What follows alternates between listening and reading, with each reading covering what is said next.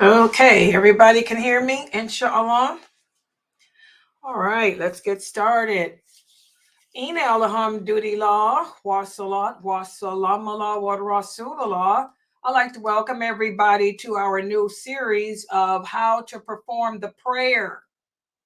How to perform the prayer, how to pray from A to Z. And how are we learning how to pray? The way the Prophet Muhammad sallallahu alaihi wasallam taught us to pray, not from a mathab.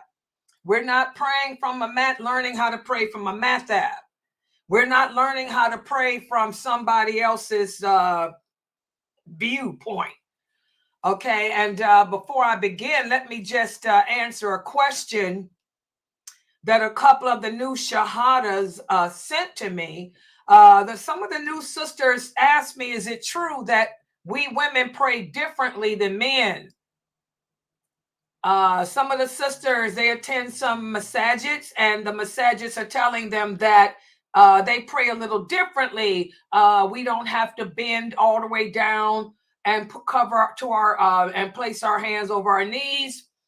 One sister said that they can bring the arms in closer and don't have to have their back straight so their derriere doesn't toot out. This is all garbage. I don't know where these brothers are getting their information from. Perhaps, you know, they're just putting their own twist to things, which is what a lot of Muslims are doing today.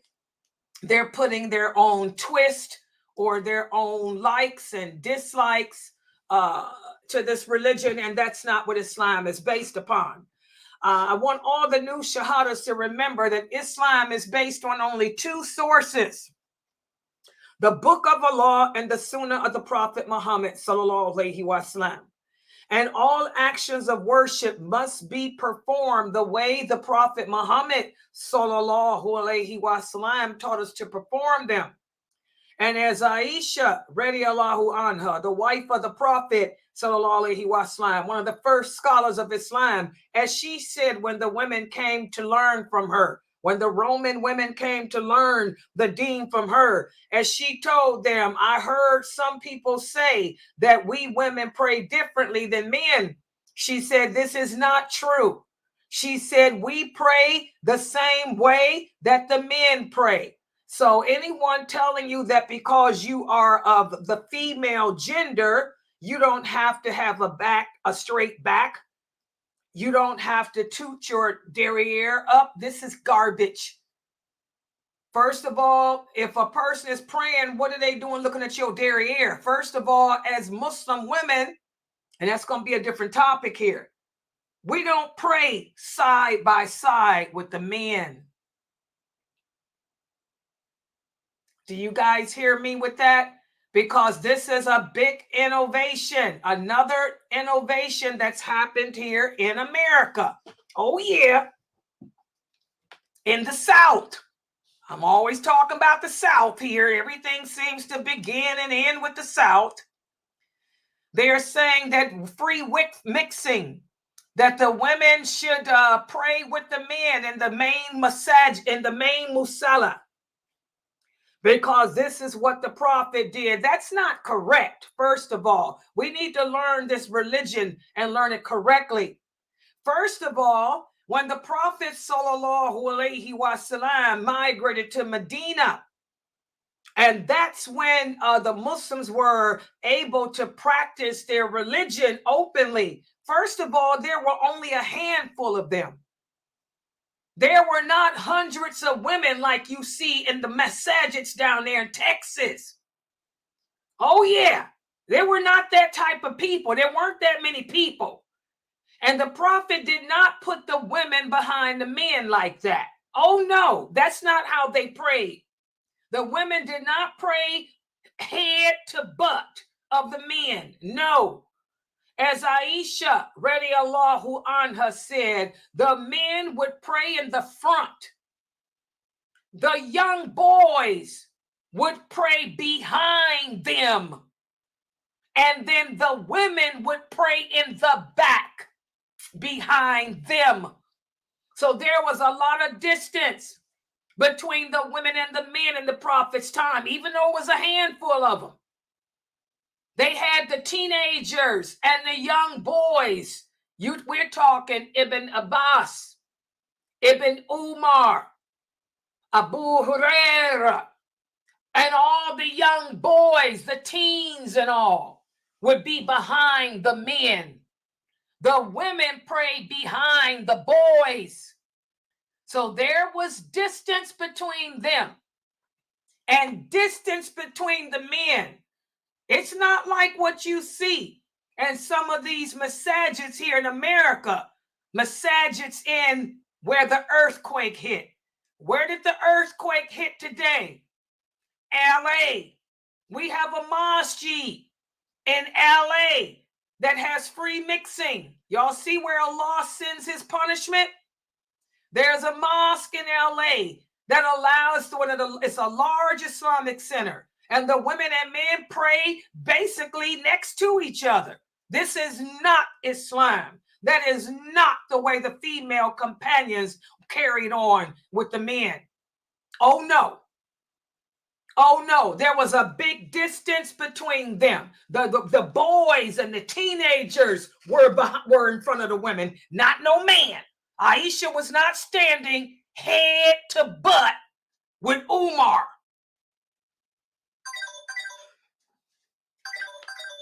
Okay, hold on for 1 second.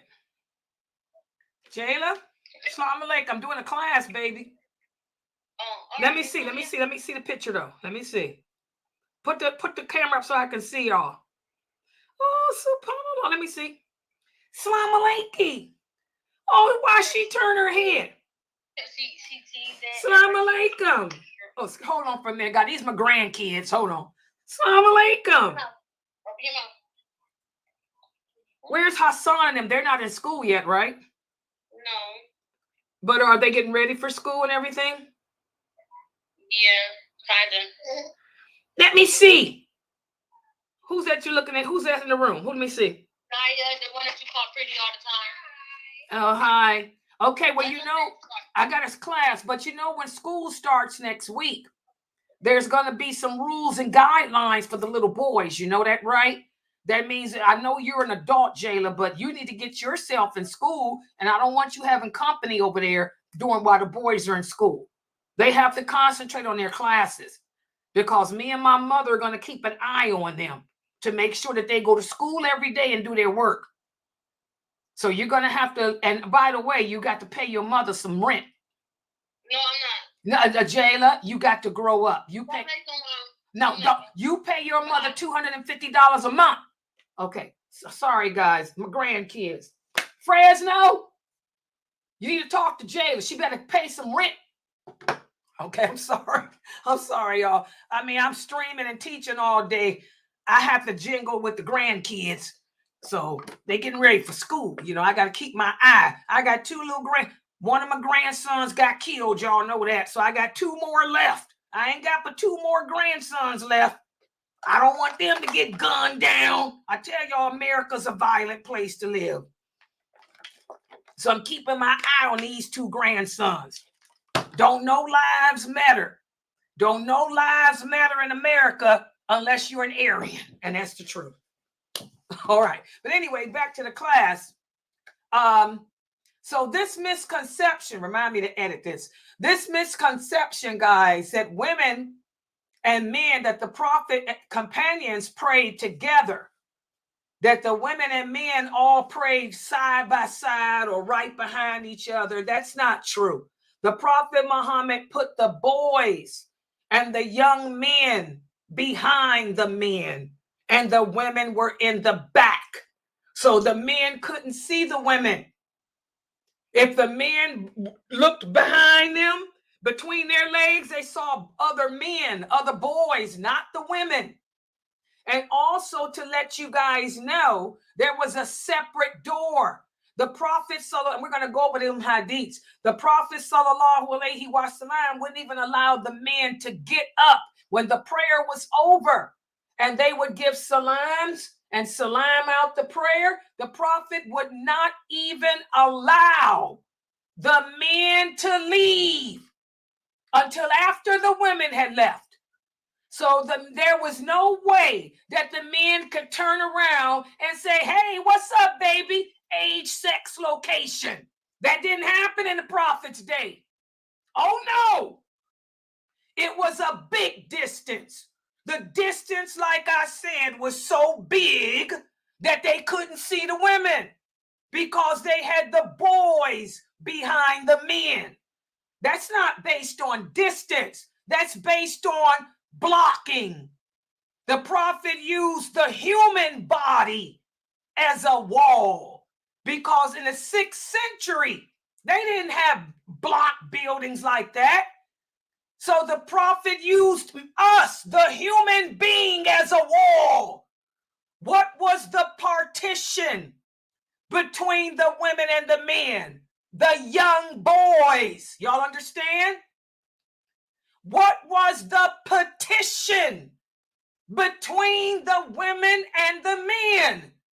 The young boys. And the women were distanced away from them too. Hello. So don't get it twisted. This is the problem with America. This is why Allah is sending hurricanes, earthquakes, tornadoes to America. And look where these things are happening.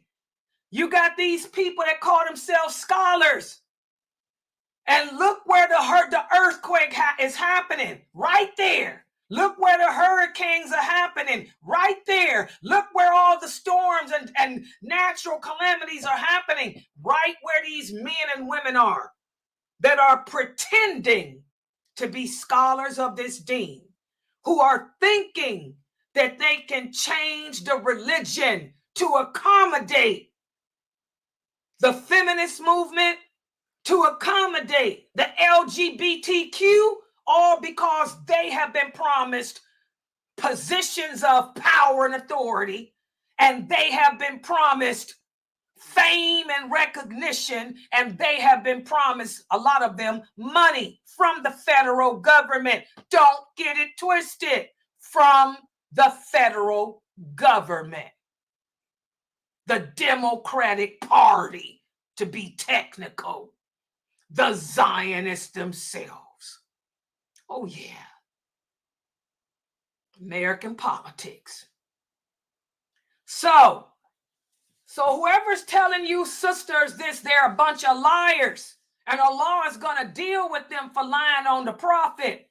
Allah is going to deal with them for lying on the believer, the women of the mothers of the believers. Because you would not see no woman standing behind a man's behind praying in no mosque. That ain't how it worked. And like I said, the Prophet wouldn't even let the men leave until the women left. They couldn't even look around to see who was behind them. The Prophet would tell them, stay where you are until the women leave. And we're going to go over that hadith tonight. Allah is Akbar, not man. Allah has protected this religion from being tampered with. Allah has preserved this beautiful way of life where these ignorant men and women of today cannot distort it. And like the Prophet said, there'll always be a handful of believers that will try to uphold his sunnah. Well, inshallah, I am one of those handful. Inshallah, I am one of those handful who's here to set the record straight. There's no free mixing in Islam, and there's no free mixing in the prayer. And the Prophet would never have allowed such sacrilege. So take your earthquake And understand, it's Allah's curse upon you. You know, that mosque know who they are. Oh, yeah. So that answers that question. We pray the same way the men do, and we don't pray shoulder to shoulder with them. We don't pray butt to head to butt to them. The women stand in the back, way in the back, way in the back. And the young men are between you and the brothers so that they can't see you, so they can't flirt with you, so they can't look at your derriere, so they can't call themselves distracted by the colors you wear. How can you be distracted when the women are not even around you? They're in the back,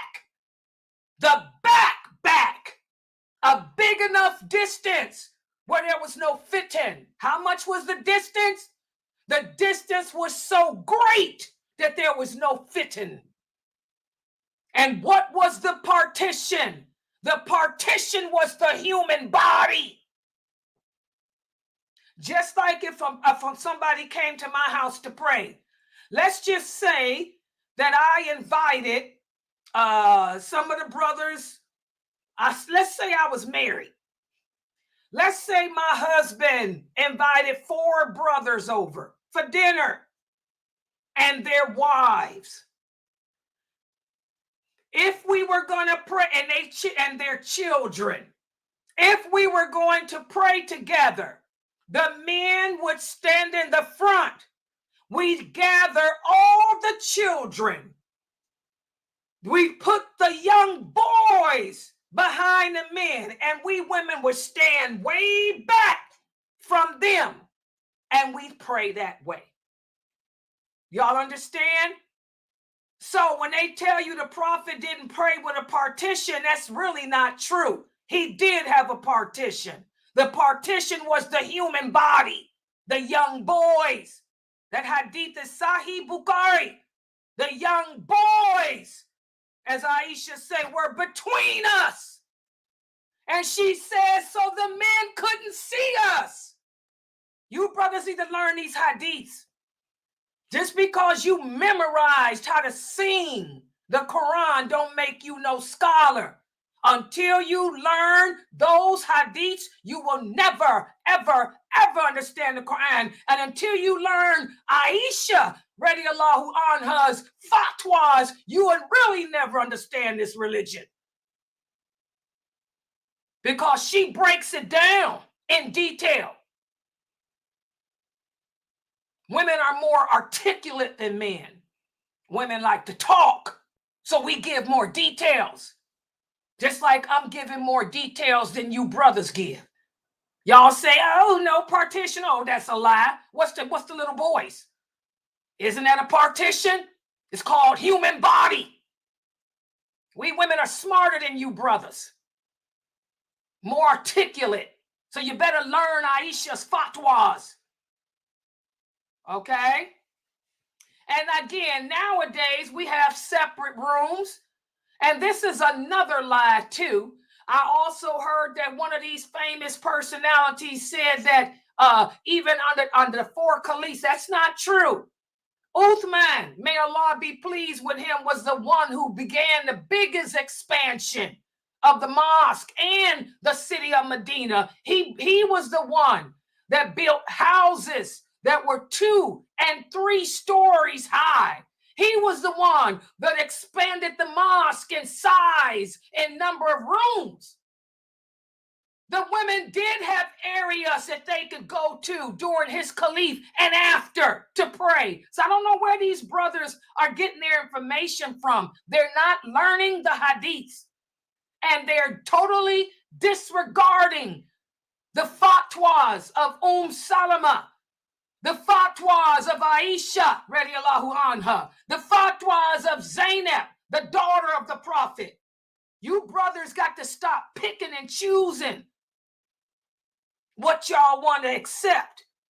And you may complain on the ignorance of Western Muslims who don't know no better.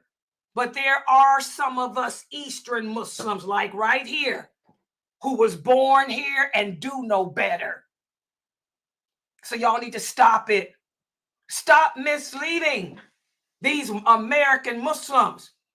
Stop misleading them just so you can get across your agenda for fame. Your agenda for fame that was promised to you by the White House here in America. You and your White House. There'll always be a handful of us to call you out, prove you wrong.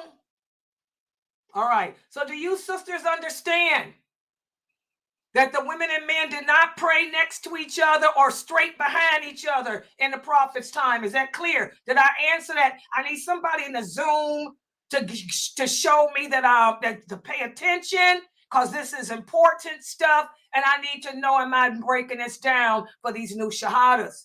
So is there anyone in this Zoom room that's listening to me that can tell me, did I explain this well for them?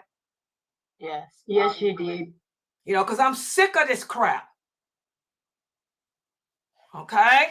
All right. So, and by the way, sisters, we will cover, like I said, in this class, I'm going to go over the positions of the prayer, how to do them, what to say. We're going to cover all of that in this series. Okay, but for right now, we're focusing in on the times of the prayer. The times of the prayer. And as we talked about the last time we met for this class, Allah has set each prayer at a fixed time. Who can tell me what is the purpose of that? Why did Allah set these prayers at fixed times during the day? Can anyone answer that?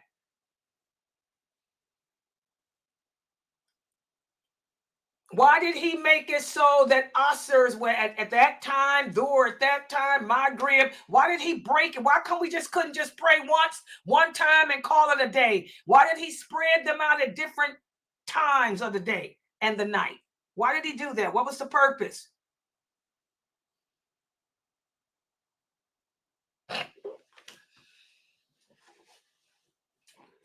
Nobody knows? Yeah, Sister Khadijah, that's the mosque I'm talking about. Yeah, there's that mosque in California that does that. They got the women and men praying basically butt to butt. It's just ridiculous. They're following the fatwa of the American Fiqh Council. That's where they get that from. And y'all know who the American Fiqh Council is led by. Okay? That's garbage. Okay, why did Allah put the prayer, fix the prayers at the different times during the day like he did? It's a simple answer. Does anyone know?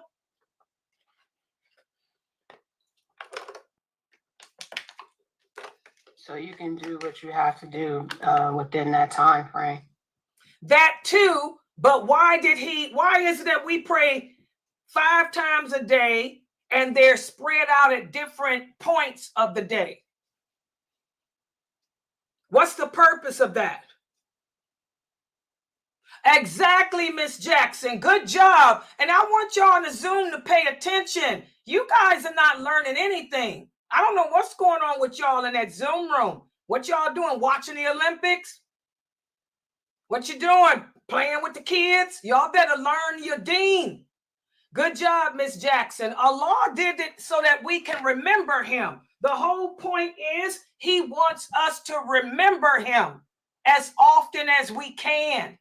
So that's why Allah fixed the prayers at different points during the day. He wants you to stop what you're doing to remember him.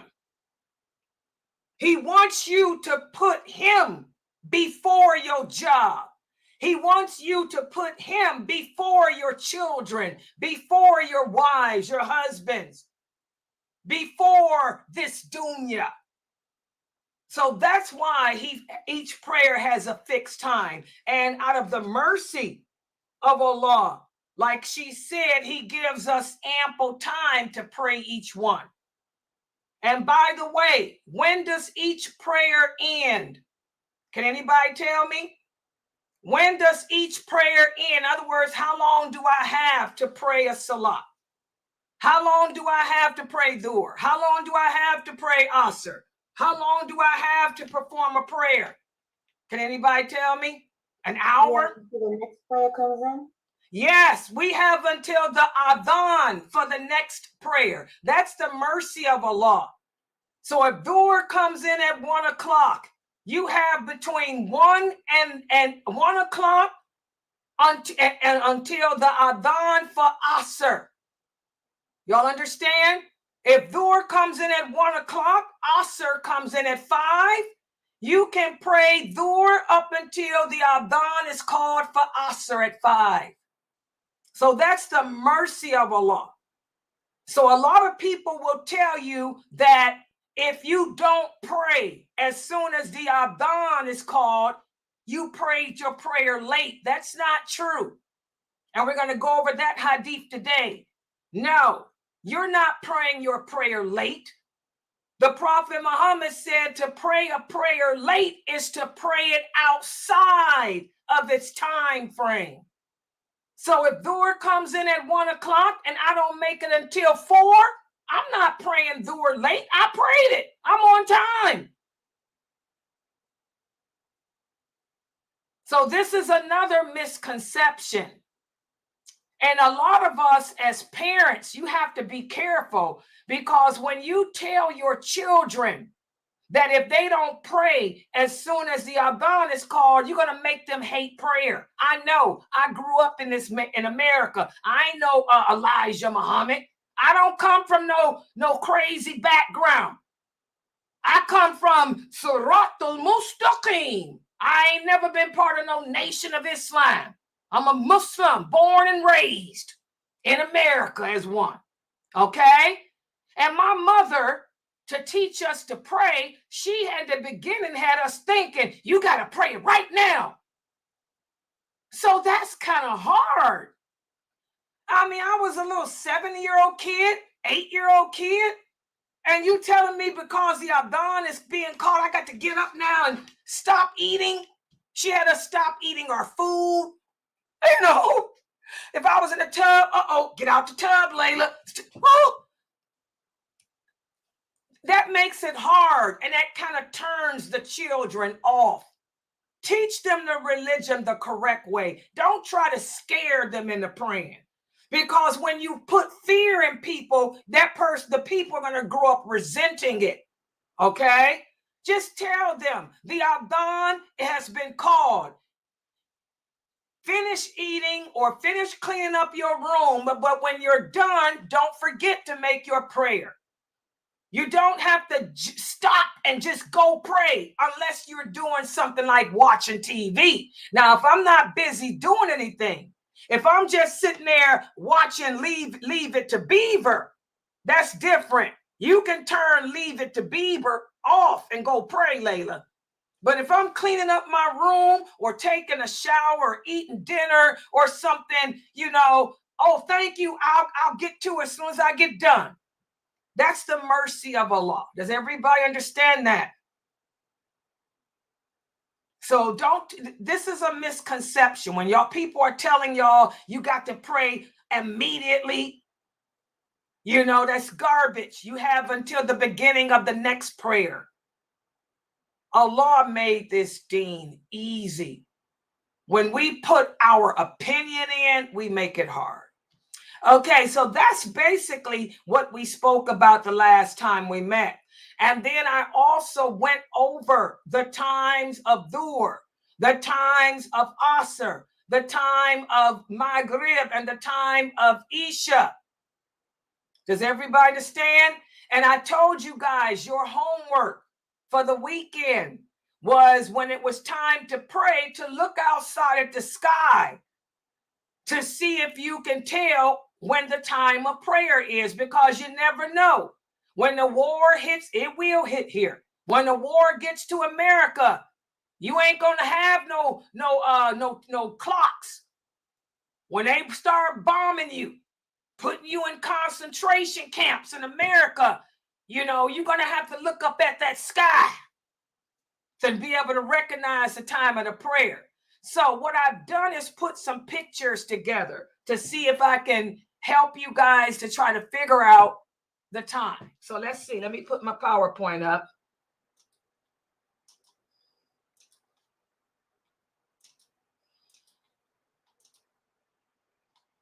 And by the way, and today what I'm going to do, I know I didn't cover the Fajr prayer. I saved that for today. Today I'm going to go over the Fajr prayer and those pray and the time of day in which we are not supposed to pray.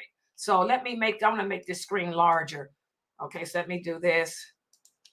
Okay, I've made my picture real small at the bottom. And let's see.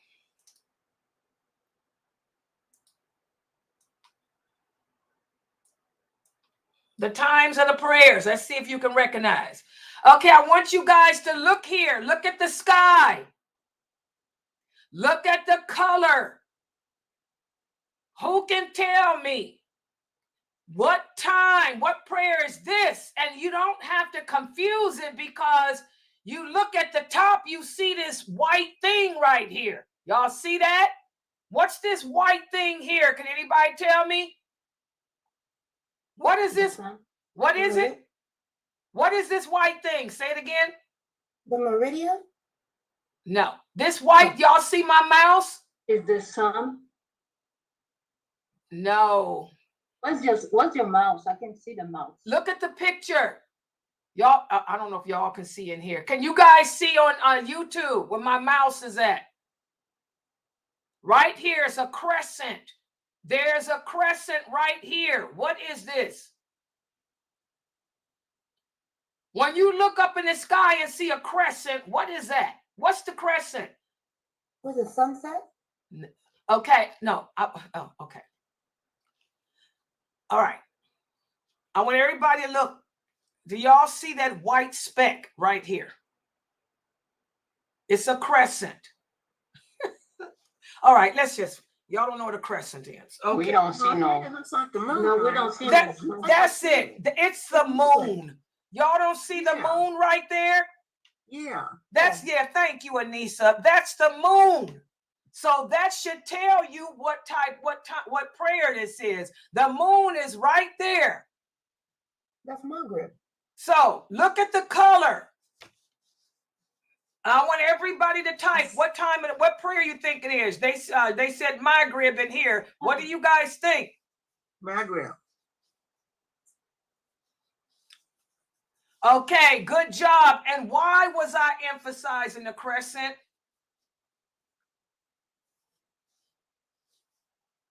Because that way you don't confuse Maghrib with Fajr. Yeah. Because the way you can recognize Maghrib and Fajr is, what color is the sky?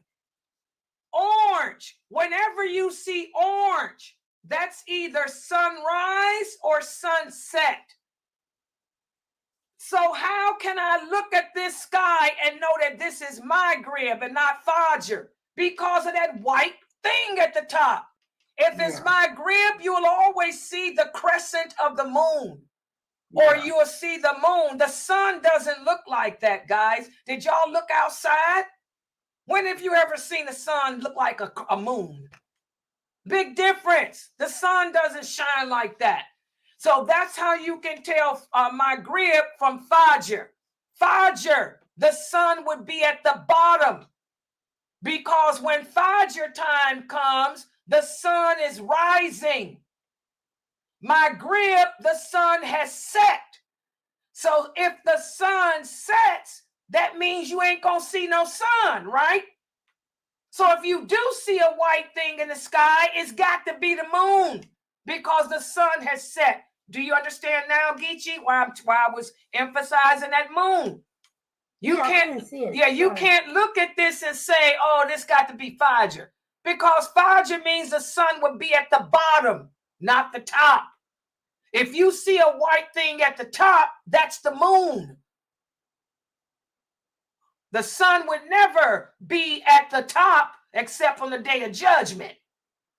Okay? All right. I don't know why y'all can't see it, because even here, let me see. Let me show y'all. Here it is. Can y'all see this? I'm drawing a circle around the moon. Now do y'all Yeah, see we it? see it now, yeah. I don't know how y'all couldn't see that. That's the moon. Y'all see it there? That's the moon, that little white crescent. Yeah, I saw it right away. Yeah, I did too. I don't know. That's why I was shocked at them. Yeah, so that's how you know the sun would never be up high like that, you know. So you know that this is my grip. Okay, let's look at the next one. How do I close that? Okay. Oh, wait a minute. Let me do this so I can take that off too.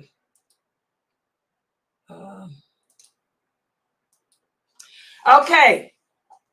What time is this? Look at the sun. Look at the color of the sky. That's how you can do it, Miss Jackson.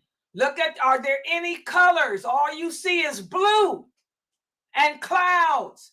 And you see a real bright light, like a star. No colors. There's no yellow. There's no red. There's no orange. It's just a bright light with the regular clouds and the sky. What prayer is this? Zul and Dur. This is Dhur. Good job, Brother Tajri. Good job, Sakina. This is Dhur. And Dhur is easy to recognize because it's the only prayer that has no color in the sky. All you will see is the brightness of the sun, unless the clouds are covering it. And even if the clouds were covering it, you wouldn't have no color in the sky at all. It's just regular sky. So this is Dhur. Everybody see that? Good job. Y'all got that one right. It's not hard to tell what time the prayers are. I learned this when I was a kid. My stepfather taught me. Okay, what about this? This might be a little bit harder, but I want y'all to look at the sky. Always look at the color. What color do you see? You see yellow, orange. That's awesome. What time y'all think this is? Look at the colors. It's a yellowish, orangish color. Go ahead and type your answer, Miss Jackson. What do you think this is, Miss Jackson? Maghrib. Okay, Mina said Maghrib. Fatima said Asr. Sakina said Asr. Jamila said Maghrib. Pamela said Asr. What do you think, Miss Jackson?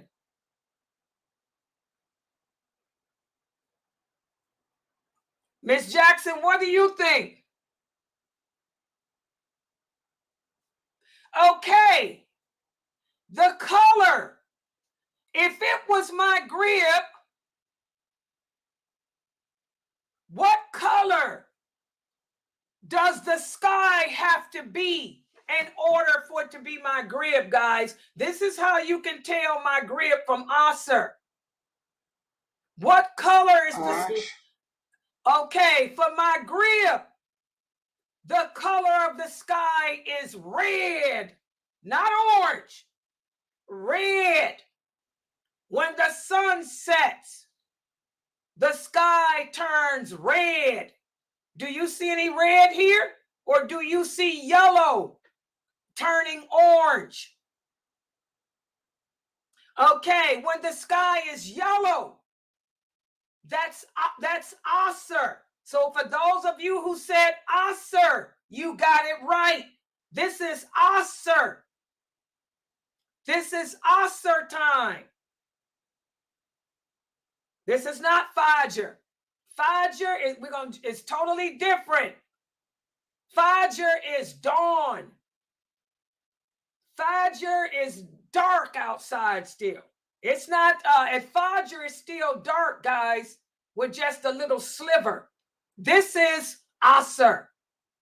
So whenever you look at the sky and see yellow like this and the sun is setting, y'all see how the sun is going down, it's going towards the land. That means it's almost, in fact, this is almost Maghrib.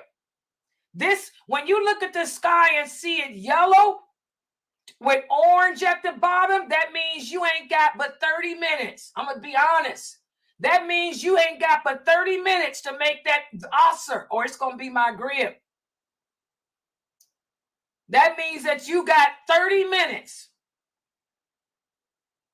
Exactly, Sakina. When it's Asr outside, your house turns yellow. Y'all know how when you walk around a house at certain time of the day and it's yellow, the walls are yellow and stuff? That's Asr. That's the beginning of Asr. Asr stays yellow. But there's another way you can recognize when that Asr's almost over is when you see the orange come in and shadows. We're going to get to that in a minute. But this is the beginning. Well, this is really the middle of Asr. Middle of Asr. What about this? Look at the colors. Look at the grass, the trees, the color. You see any orange? You see any red? Do you see any color? Or you just see a bright light? What time is this? This is a forest. This is if you were in the woods. Nothing's turned color. All you see is that bright sky.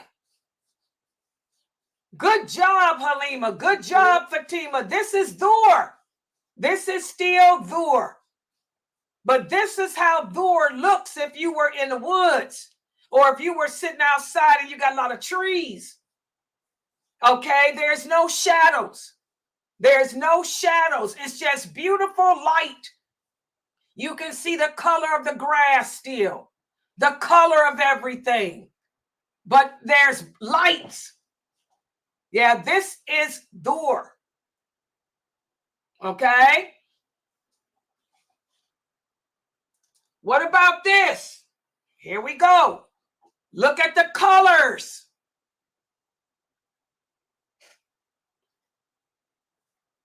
This one should be easy. You see yellow around the sun. But then again, look at the bottom. You see the red. What prayer is this?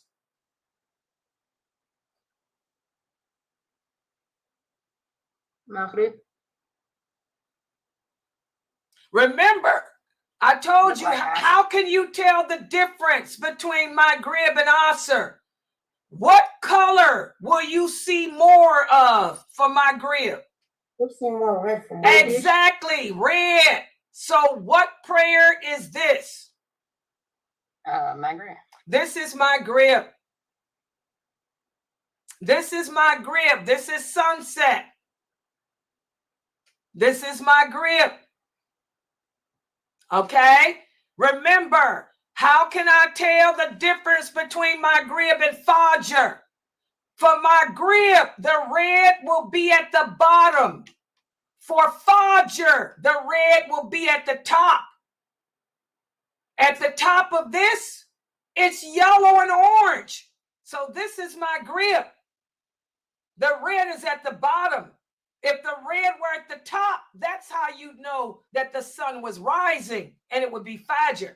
This is Maghrib. So I want y'all to write that down. For Maghrib, the red is at the bottom. The red is at the bottom. For Fajr, the red is at the top. The red is at the top. For Asr, the sky is yellow and orange. No red.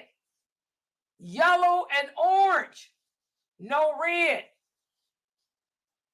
And that's how you make it. And every day, what I'm going to do, every time I do this class, I'm going to throw pictures in to test you with. You guys will get better at it. My students got worse. Y'all got worse. But y'all ain't been practicing. Y'all been relying on that Adhan caller. See, I never use those Adhan callers. Never. Never have. Plus, they wrong anyway. Okay. What about this? This should be easy. Look at this picture. What type prayer is this? Maybe you live in New York. Maybe you live in Cleveland. You downtown. All them tall buildings. Everybody walking. What prayer is this? And what's exactly? This is Asr. And how can you tell? Because of the shadow.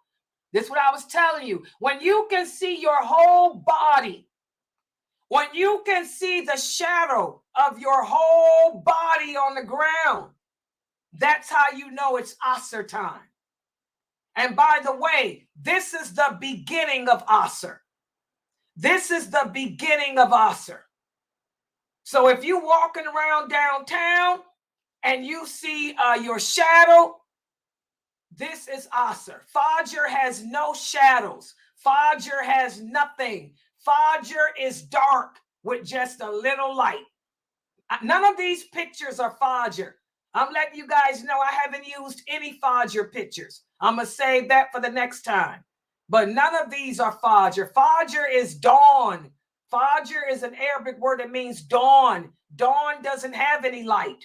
If you guys are praying Fajr and there's light outside, that means you making your Fajr late. Y'all to miss Fajr. Fajr is not sunrise. Fajr is dawn. As Muslims, and we're going to talk about that today, it is haram to pray when the sun is rising. So if any of you are waiting till the sun rises to pray, you are praying with the devil. You are praying with shaitan. That is not Fajr. Fajr is no light like that. This is Asr. Okay, what about this? You might be out in the country or out in the desert with your husband or on the beach. How do I know what time of prayer this is? What time is this? Awesome. Exactly. And what's the giveaway? The shadow. Even though it's cloudy outside, even though the sun is not shining bright, you can see my shadow and his shadow. So this is Asr. This is the beginning of Asr. When you see the shadow of yourself, that's how you know it's time for Asr. Y'all see that? This is the beginning of Asr. When the sky starts turning that orangey color, you know you better get busy because it's almost time for Maghrib. But this is Asr. When you stand outside or even in your house, you're walking around in your apartment and you can see your shadow on the walls. Oh God, it's time for Asr. Okay, so I'm going to give you guys quizzes like this during the course of this class. What about this one? Look at the sky. There's no color. All you see is the blue and the clouds. There's no orange, no yellow, no red. What time is this? Zuhr. Exactly. This is Dhuhr. This is Dhuhr. There's no color in the sky. Dhuhr is easy to recognize because the sun is up and there's no colors. All you see is the clouds and whatever color the sky is. When the sky starts turning yellow, that's when you know that it's Asr. If it's a cloudy day and you can't see the color of the sky, if you see your shadow, that's how you know it's Asr. When the sky starts turning red from the bottom, that's how you know it's Maghrib. Fajr is not any color. If you guys are praying when the top part of the sky is red, that's sunrise. That's the time shaitan The worshipers of Shaitan pray. Y'all shouldn't be doing no prayers at that time, period. Okay. So, now what I'm going to do today is talk about Fajr. Wait a minute. And this is the misconception that a lot of Muslims have. Unfortunately, guys, a lot of Muslims think that Fajr means sunrise. It does not. Fajr is dawn. It begins at dawn, and you have to make it before the sun rises. The Prophet sallallahu alaihi wasallam prayed the morning prayer in the darkness of the dawn. So it's still dark outside for Fajr, guys. Fajr is not when the sun is rising. It's still dark outside. It's going to be just a sliver, a little sliver of light. You can look up and see a line that goes across the sky. That's dawn, okay?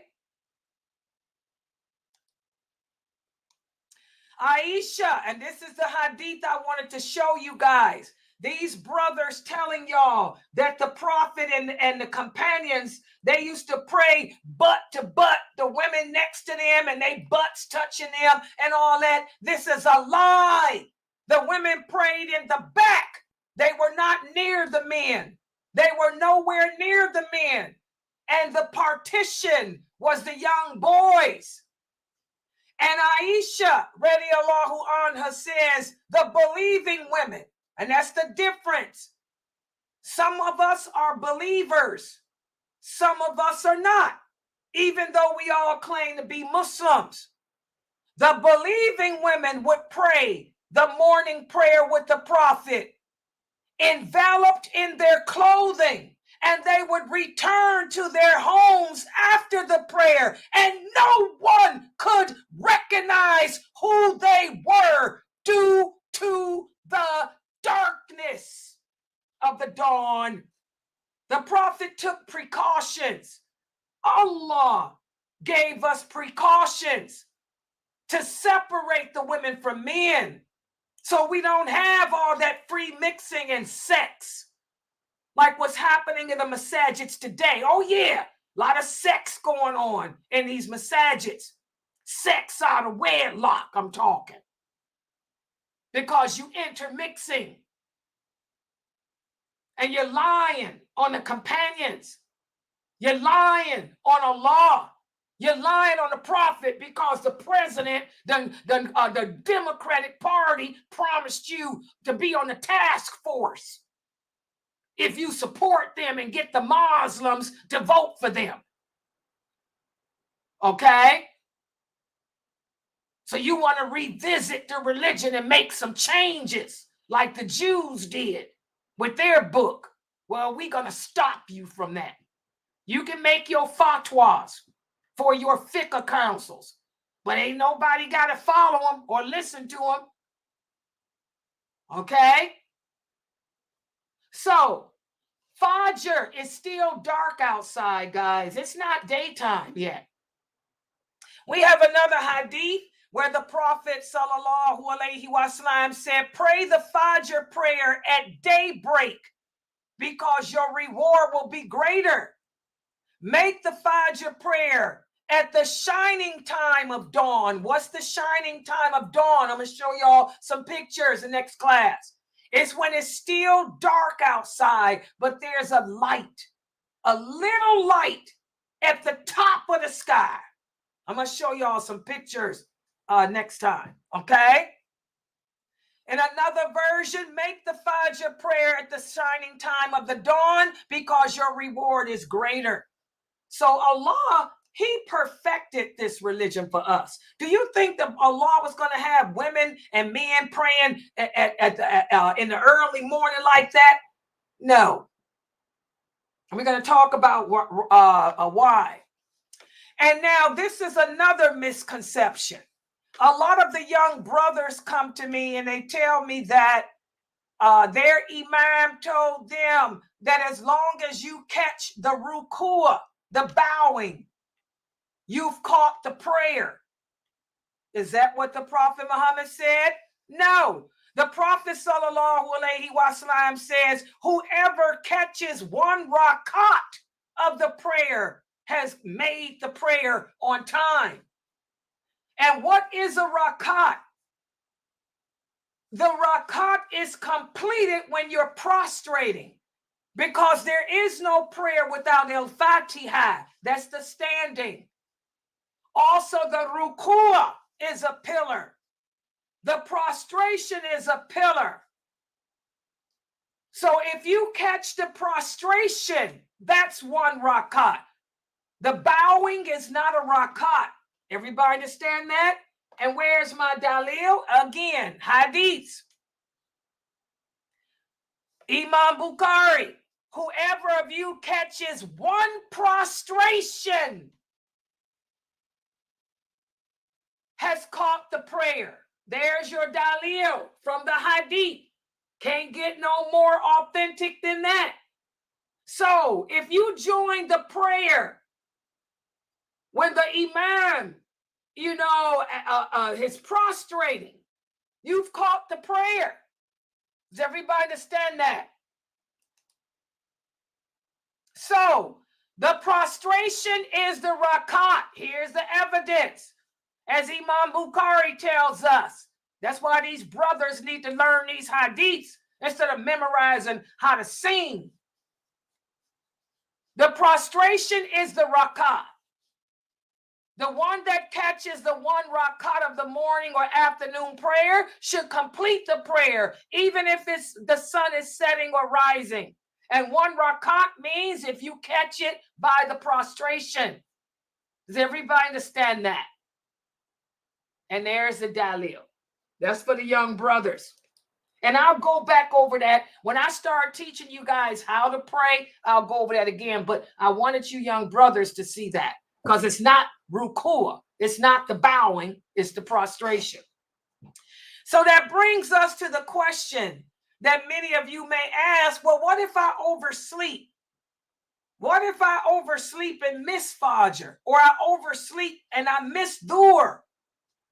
Or what if I'm so busy at work dealing with my clients, dealing with my patients, that I forgot to pray? Or what if I'm sitting on the internet teaching and I really forgot to pray? Well, our Prophet sallallahu alaihi wasallam told us, he said, whoever sleeps through a prayer or whoever forgets to pray should make it as soon as you wake up or as soon as you remember it. So say I'm sitting here teaching you guys and I forgot to pray Dhuhr, and here it is time for Asr, almost Maghrib, and I just remembered, man, I didn't make Dhuhr. Then I get up and immediately go pray Dhuhr. And then I would pray my whatever prayer is in.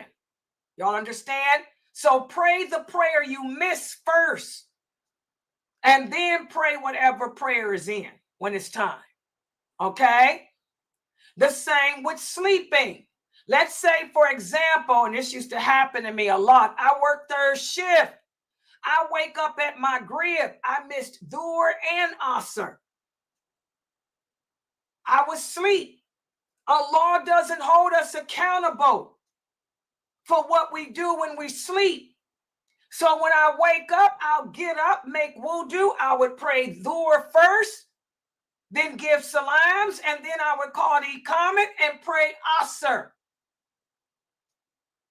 And if it's time for Maghrib, then I would give salams, call the iqamat, and pray Maghrib. You just make them up. That's the only time you can make up a prayer, is if you were asleep or forgot. Y'all understand? You can't say that I'm going to make up my prayers because I got to go to work. Oh, no. If you at work, you have to take a break and go pray. If you're at school, you have to take a break and go pray. You cannot deliberately, intentionally miss a prayer. And where's my dalil? The Prophet sallallahu alaihi wasallam said, there is no negligence in sleeping, but negligence does occur when you awake. If you forget a prayer or you sleep through it, then pray it when you remember it, or pray it when you wake up. Those are the only two excuses that Allah accepts for missing a prayer. You'll understand that? And you make them as soon as you remember them or wake up. And there's the dalil. I've given all the sources here. Everything I'm teaching you is straight from the hadith. It's not from no school of thoughts or school of hard knocks. Also, the Prophet Sallallahu Alaihi Wasallam said, whoever forgets a prayer should pray it as soon as he remembers. And there is no expiation except that. In other words, you ain't got to do no Hail Marys. Oh, yeah. We got Muslims that innovate. You ain't got to do no Hail Marys. What you Hailing Mary for? We ain't Catholics. You ain't got to fast no 2 months. You ain't got to do nothing except just make the prayer that you forgot. That's it. See how easy the religion is. And that's based on another hadith. Something happened. Like I tell you guys, something had to happen for the Prophet to say something. Well, one of the companions says, we went with the Prophet Sallallahu Alaihi Wasallam during the night. And when the last part of the night came, we became tired and fell asleep. And we didn't wake up until we felt the heat of the sun the next day. Some of us tried quickly to make wudu. The Prophet ordered us to just take our time. And then we rolled on until the sun had risen. And then we made wudu. And he ordered Bilal to call the adhan. And then we prayed 2 rakats before the morning prayer. Then we stood and prayed.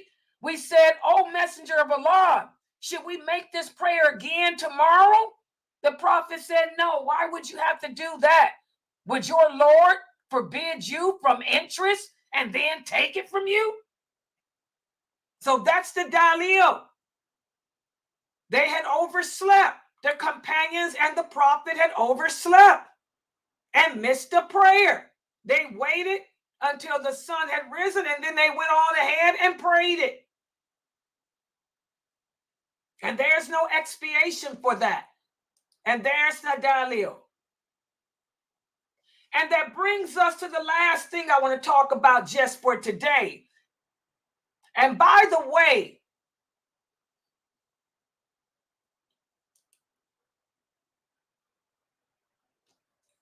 here it is. Yeah. Oh, I thought I had. Wait, what is this popping up on this computer?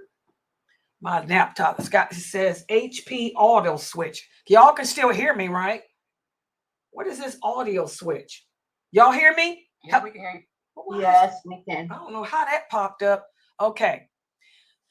By the way, there are some forbidden times for us to pray. It is forbidden to pray after Fajr until sunrise. What does that mean? That means once you wake up for Fajr and make those rakats, don't pray no more until after the sun has risen, because you're going to be putting yourself too close to the time that the people worship Shaitan. And also, we don't pray when the sun rises until the sun is completely up. So in other words, when you wake up and see, look at this picture here. This picture here, let's say it's Fajr. You wake up and see this outside, that's the sun rising, let's say. You don't pray at this time. This is the forbidden time to pray, because this is when the people that worship the devil pray. So if this is the time that y'all been making Fajr, you've been praying Fajr wrong. Fajr is dusk. It's dawn. It's when it's still dark outside. This is too late. We don't do no prayers until the sun is completely up. The red is gone. How do you know that the sun has risen? When you see no more red at the bottom, you see no more red, no more yellow, that's when you know the sun has risen. Okay? And also, we don't pray when the sun is at its zenith. That means when it's directly above your head. We don't pray when it's directly above our head either. If you stand outside and the sun is right over your head, that's the forbidden time to pray. The prophet, this is based on a hadith where Abu Sa'id tells us that the prophet sallallahu alaihi wasallam said there is no prayer after the Fajr prayer until the sun has risen. So there's your dalil. That's Bukhari and Muslim. Don't make no voluntary prayers after Fajr. Y'all understand that? No prayers after Fajr. You pray Fajr, and you can pray those 2 rakats before Fajr. We got 2 sunans before Fajr, but there's no rakats after Fajr. Y'all see the dalil? We have the hadith, whereas Ibn Abbas tells us Amir ibn Abbas tells us that he said, "O Prophet of Allah, tell me about the prayers." He said, pray the Fajr prayer and then stop praying until after the sun rises. Because the sun rises between the horns of Shaitan. What does that mean? As Ibn Abbas explains in another hadith, every day when the sun rises, when y'all see the sun like this, Iblis gets off his throne and he stands in front of the sun. Can y'all believe that he's that arrogant and that sick? Iblis will stand up in front of the sun every day when the sun is rising. And he will stand up in front of the sun every day when it's setting, just so whoever worships the sun will bow to him. Now, y'all tell me if that ain't an arrogant imp. Can you imagine we got people just as arrogant as Shaitan? You're going to stand up in front of the sun every day when it rises, when it sets, and when it's at its zenith, so that the sun worshipers will pray to you. Okay? Also, Ibn Abbas said, the prophet said, pray as your prayer, he said, don't pray that way because the unbelievers prostrate to it. He said, then pray as your prayer will be witnessed and attended to until the shadow of a spear. In other words, you wait till after the sun has risen. That's basically summarizing what this is talking about. Okay? So we don't pray at sunset. We don't pray when the sun is rising, nor do we pray when the sun is above our heads. Okay? And here's another hadith again. One of the companions said there are 3 times during which the prophet forbade us from praying or even burying our dead. We don't pray or bury them at sunrise, nor when the sun is at its meridian, nor when the sun is setting. We wait till it's done. So those are the forbidden times to pray. Now, what about this? The voluntary prayers. Say, for example, you wanted to make 2 rakats. Or say, for example, you woke up for Fajr late and the sun is rising. Well, in regards to the voluntary prayers, I'm going to show you why I don't use scholarly views. I put this here just so you can see how these other brothers do it. Most scholars agree that a person can make up missed prayers after the morning or afternoon prayers. And the scholars base it on the words of the prophet, where he says if someone forgets the prayer, he should pray it as soon as he remembers. Now, what do I teach you guys? I teach you that when you need a ruling, when you want to have a better understanding, we look to see what the real scholars, who were the companions, said, what they had to say. Look at this. In regards to the voluntary prayers, the following companions disliked to pray voluntary prayers during those times. Who were those companions? Ali, may Allah be pleased with him, Ibn Masud, Abu Huraira, and Ibn Umar. These were the best of the best. Ali will be the fourth person to enter paradise after the Prophet Muhammad. And check this out. Umar, may Allah be pleased with him, he used to beat anyone who prayed 2 rakats after the Asr prayer. He would beat them.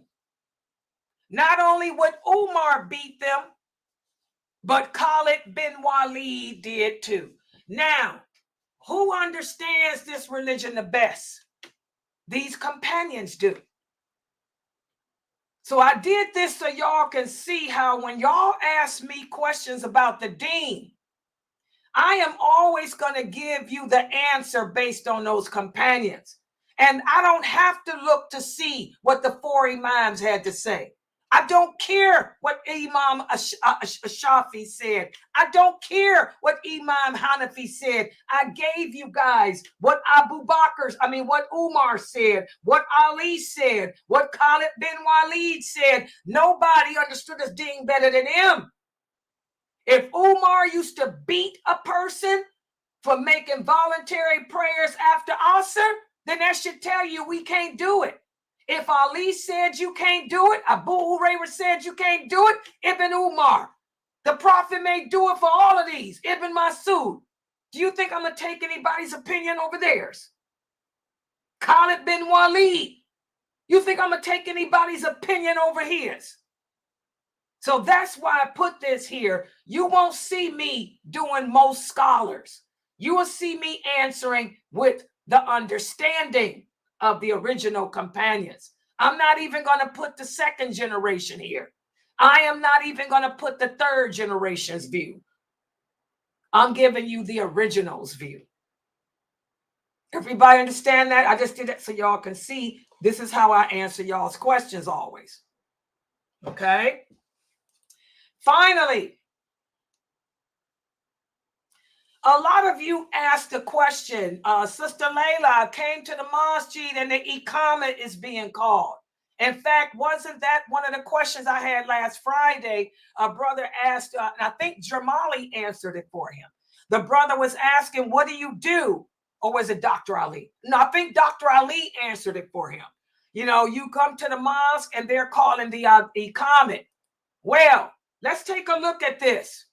If the prayer has already started, then you should not occupy yourself with voluntary prayers. And that's based on the hadith of Abu Huraira. He said that the Prophet, sallallahu alayhi wasallam, said if the prayer is beginning, then there is no prayer except the obligatory one. And in another hadith, the Prophet said, save for the one for which iqamah has been made. In other words, like the brother asked and Dr. Ali answered him, you come to the mosque and you're making the 2 rakats for the mosque. And while you're making the 2 rakats for the mosque, the iqamah is being called. What do? Like Dr. Ali said, you salam out and you join. You join the salat line. You join the salat line and you will get the reward of the iqamah, because the voluntary prayers do not supersede the obligatory ones. Just like the voluntary fast By the way, for those of you who have not made up your Ramadan fast, you need to get busy. Ramadan, a voluntary fast, do not supersede the obligatory fast. If you fasted the 10 days of Arafat, you fasted Ashura, it doesn't mean nothing if you did not complete your Ramadan. We have another hadith where a man came to the mosque while the prophet was leading the people in the Fajr prayer. The man prayed 2 rakats and then he joined the congregation. And the prophet asked him, which one of those prayers do you count as the obligatory one? In other words, he was telling him, don't do that. When you come to the mosque and you see me leading the people in prayer, you join the prayer. You forget the voluntary prayer. Forget the 2 rakats. You get the reward for them. Okay? And by the way, he didn't have to repeat the prayer either. The prophet just told him, don't do that. Next time, just join us. Okay?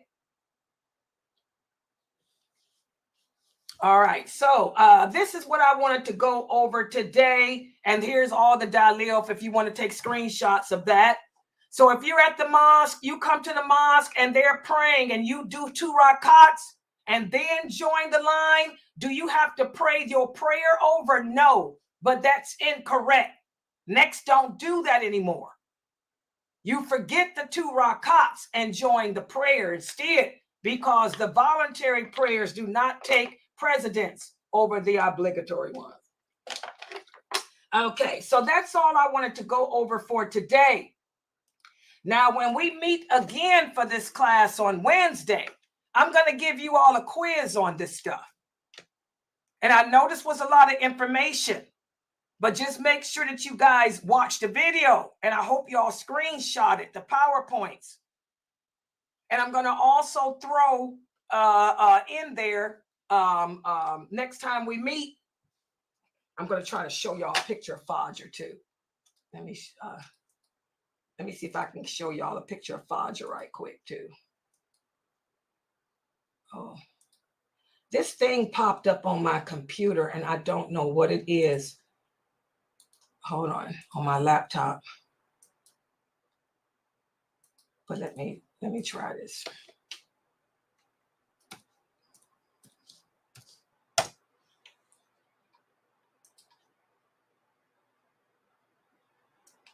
This is Dawn. This is a really good picture. MashaAllah. I hope I can, let me download it.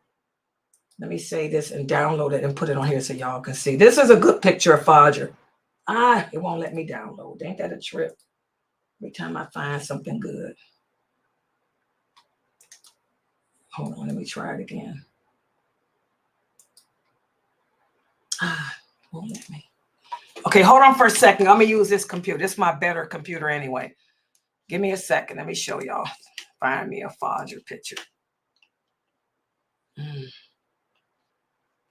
Yeah, Fajr is still dark outside. Let me. Uh-oh. Oh, this thing is in a way.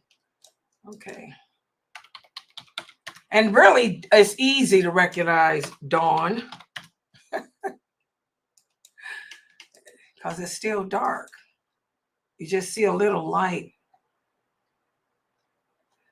This is the one I want. This picture here. Let's see if I can get it. Oh, this is a beautiful one too. This one is really perfect. Oh, let's see. I got it. I got one. This is a good one. This is a really good. Okay, let me show you guys dawn, Fajr. Okay, where am I at? Okay. Okay, let me put me back up here so y'all can see me. Give me a second. Let me go to preset, screen share. Well, bring Zoom back. Where's my Zoom? Here I am. Okay, let me show this to you guys. It's a good picture.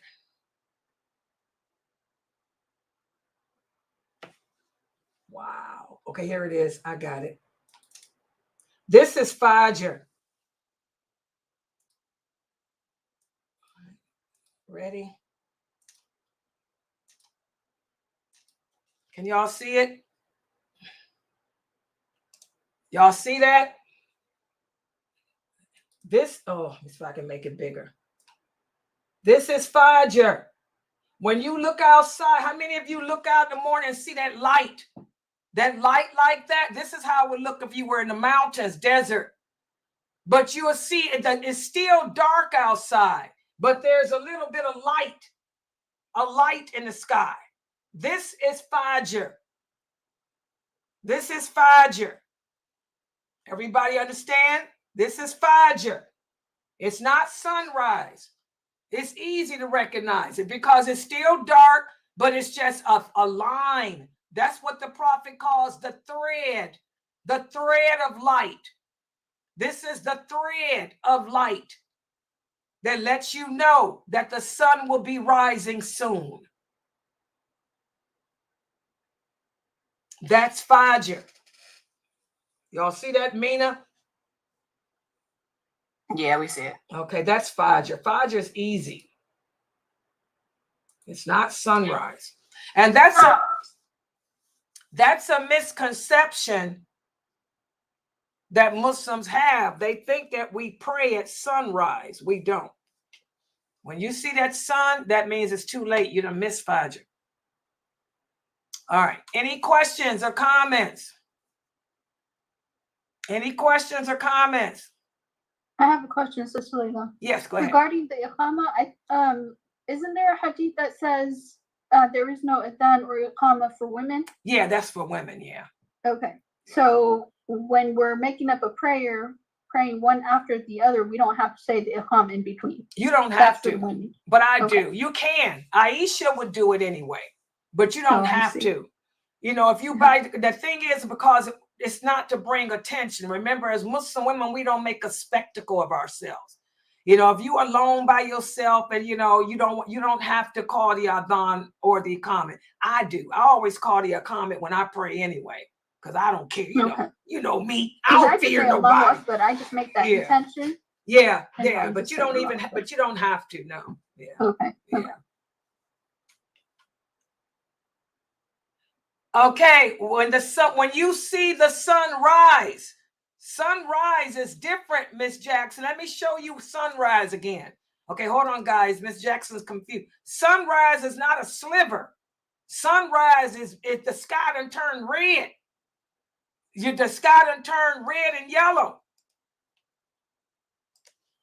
Sunrise, and for the rest of this, look at the color. That's why I was telling y'all, don't think about the sun. Look at the color. It's the colors. The colors. Because you ain't going to see the sun half the time. Colors. Here's a good one right here. Let me see if I can take this. This is sunrise. The sky turns orange and yellow. Let me see if I can. Oh, this is a beautiful. Oh, these are some beautiful. Let me just share my screen like this with y'all. These are some beautiful pictures I'm looking at. Y'all probably won't see it in the Zoom room, but that's okay. I want them to see. These are some beautiful pictures. Look, this is sunrise. Can you see my screen, Miss Jackson? That's sunrise. It's colors. This is sunrise. The colors. This is sunrise. The colors. This is sunrise. The colors. This is sunrise. The colors. You see that? The colors. Fajr is no color at all. Fajr is no color. Look at that. This is sunrise. Fajr is dawn. It means dawn. Dawn is no color. This is late dawn. Look at this picture here. This is late dawn. That means you better hurry up. That means you better hurry up and make it because the sun about to rise. You see the color at the bottom? That's the sun about to rise. This is sunrise. This is sunrise. This is sunrise. Okay? Dawn is black still with just a little bit of light, not color. light. Okay? So that's the difference between sun. Could they see me? I'm sorry. Could y'all see that? Yeah, we see you. I mean, did they see it on YouTube? Yeah. Oh, they did see it? Okay, good. Because now I see me just this. You didn't see the pictures? Did y'all see the pictures? Yeah, we seen the pictures, yeah, on Okay. YouTube. Well, what happened? How did I get this back? I got to stop. Oh, I got to go back to the Zoom room? Is that why? Okay, hold on. Okay, hold on. All right, I'm back. Am I back now? Did you see the pictures? Yeah, so that's the difference. Dawn, the sky is still black, but you will see a little sliver of light. When you start seeing colors, orange, yellow, red, that means, man, the sun is rising. And that's when we don't pray, because Shaitan will stand right there in front of that sun with his arrogant self, so that when people worship the sun, they bow into him. Oh, yeah, that's bad too, ain't it? That's Shaitan. Shady. He's a character.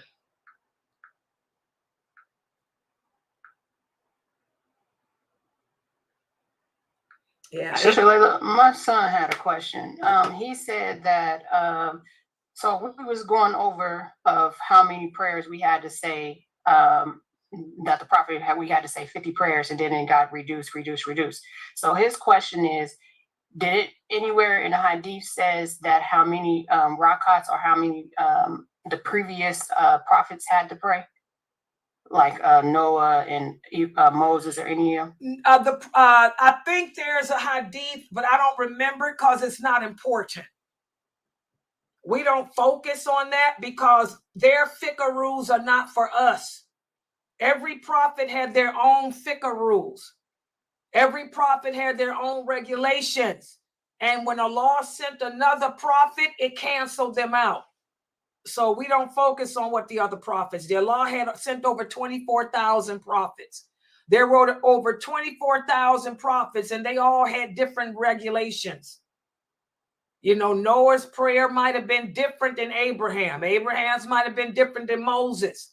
In fact, I really don't know, because they all had, I didn't learn their fiqh rules. So tell your son, don't worry about them, because whatever Moses or Noah, whatever their rules were, they don't apply to us. That's why you're not going to find those hadiths in Bukhari and Muslim and stuff, because they don't apply to us. Islam canceled out all other regulations. Allah, the Prophet Muhammad's sunnah replaced the sunnah of Jesus, Moses. Jesus replaced Moses. Y'all didn't know that? Moses replaced Noah and all of them. Jesus replaced Moses. So our regulations replaced them all. So don't worry about how many times they prayed. And there's no hadith in Bukhari and Muslim that talks about it, because it's not important. Because it don't apply to us. So no, and I don't know. I think I read somewhere a long time ago, and I don't know if it's authentic, but I think I read that somebody used to pray 3 times a day. I don't know who it was. One of those prophets prayed 3 times a day. I don't know who. So. Okay, yeah, he listening. So I was just saying that because when he said 50 prayers, Moses said your people wouldn't be able to say 50. So that's why he asked me. Moses, I don't know. Yeah, Moses was advising him, because Allah speaks about Moses more than any other prophet, because the people rebelled against him. And when Moses said your people ain't going to do it, he wasn't telling him because my people did it. He was telling because they ain't going to listen to you. Just like my people didn't listen to me, they still worshiped a cow. So he was telling the prophet to go back and ask Allah to reduce it, because he said, man, leading people is hard. They're not going to listen to you. They're going to make this religion hard on themselves. And that's going to be too much for them. My people couldn't even thank Allah for the food that he sent to them. They still wanted the food of Pharaoh. So that's what he was talking about. He didn't tell him to go and ask it to be reduced because it was too much for his people. No. He was just trying to give the prophet some advice on how to be a prophet, to ask Allah to give him the most simple of all. Because remember, when he came back with 5, Moses told him that's too much too. That's too much too. Go ask him to reduce it. But the prophet was too shy to go back again. But if he had went back, it probably would have been reduced even more. But the prophet was too shy and humble for that. But that's why Moses told. He wasn't telling him because his people, I don't know how many times a day them people prayed. But they were the most rebellious people of all. Moses' people were the most rebellious of all. They saw more miracles than anybody else. And they still rejected Allah. And that's the point he was making to the Prophet Muhammad. Sallallahu Alaihi Wasallam. Yeah.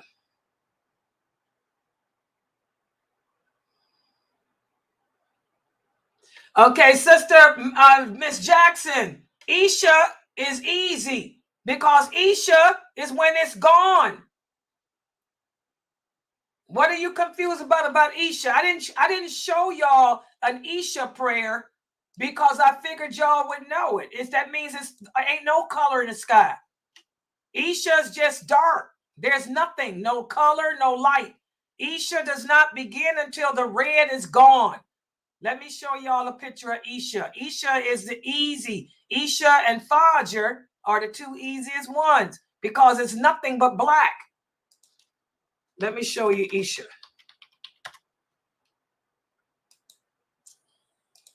Wait a minute.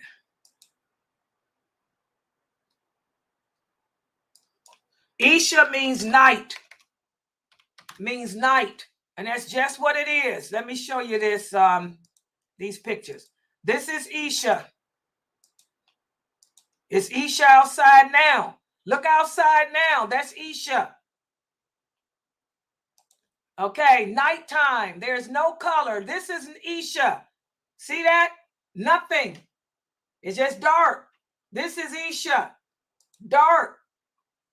This is Isha. Well, this is the beginning of the Adhan for Isha. Isha's this. This is it. Nighttime. You see that? No color at all. That ain't Isha there. This is Isha. No color. Just dark. See that? This is Isha. No colors. Just dark. Okay. You got it now? Did y'all see that?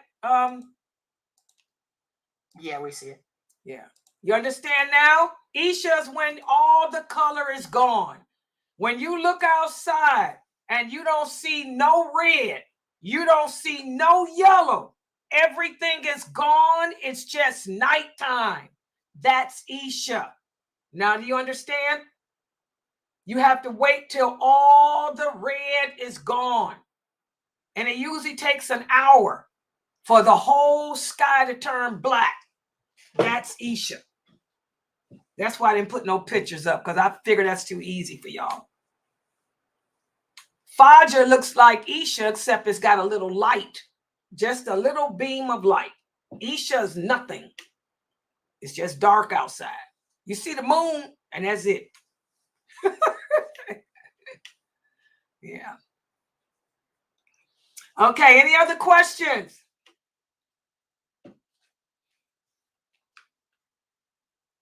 Okay, I'm going to close out for now. Make sure everybody's here tomorrow. Wait a minute, what do you mean topic? It's what he said he was going to have it. Jamali's topic. Didn't he say he doing the conditions?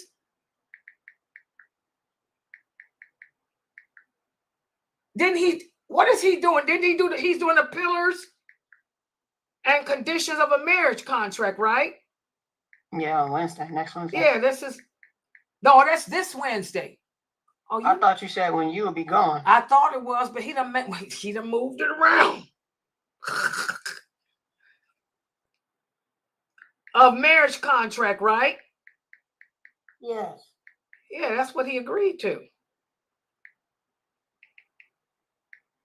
He forgot? Yeah, that's gonna be at 9, right? Because he's doing it this Wednesday, right? Yeah. Oh, I thought it was gonna be at 4. I mean, 4 our time, so it'll be 7. Because I thought you were still doing on Wednesday, you're still doing what you're doing right now. Yeah, what time is it supposed prayer. to be? Let me look and see. Girl, I done got mad. Okay, guys, let me log out and see what Jamali talking about. He done got me confused now. Okay, Supana Kala Huma Wabi Hamdika, Shadon Laila Haila Anta, a stock Wait a minute, what time?